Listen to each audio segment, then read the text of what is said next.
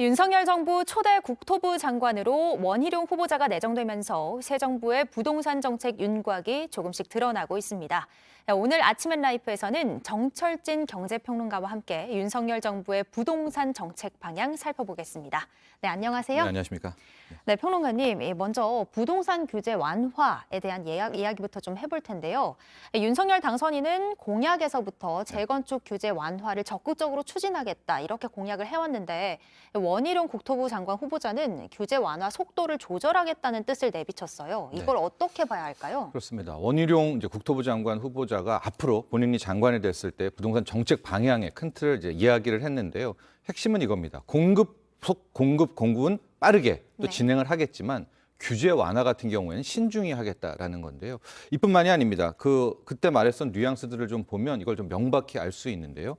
규제 완화를 투기로 기회로 삼으면 큰 오산이다. 또 시장에 잘못된 시그널을 주지 않겠다라는 이야기를 지속적으로 했습니다. 이런 부분을 좀 본다면 앞으로 원래 윤석열 당선인이 후보자 시절에 공약했던 규제 완화는 좀 속도 조절을 할 가능성이 매우 높아 보인다. 이렇게 보여집니다. 아무래도 새 정부에 대한 기대감 때문에 지금 출범하기 전부터 집값이 들썩이고 있잖아요. 네. 이런 현상 때문에 그런 걸까요? 그렇습니다. 그 부분이 이야기는 안 했지만은 어느 정도 부담으로 작용했다. 이렇게 볼 수가 있는데요. 올 2월 이후에 서울 아파트만 놓고 보면 물론 큰 폭은 아니지만 11주 정도 상당히 조정, 하락이 나타났습니다.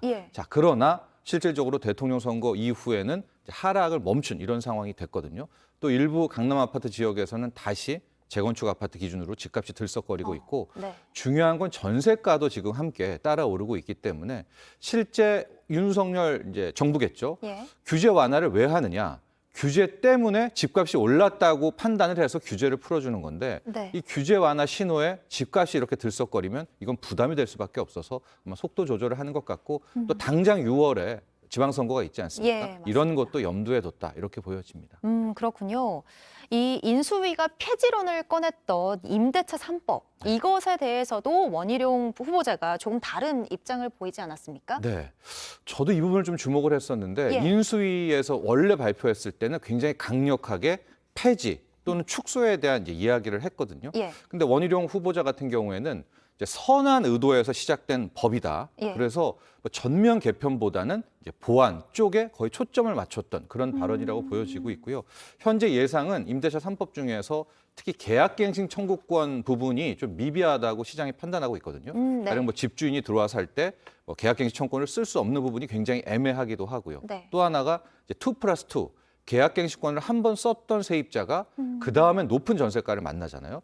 이 부분에 대한 보완들 아마도 원희룡 후보자는 임대차 3법도 보완 쪽으로 방향을 틀 것 같습니다. 아무래도 세입자분들께서는 앞으로 많은 관심을 가지실 것 같습니다.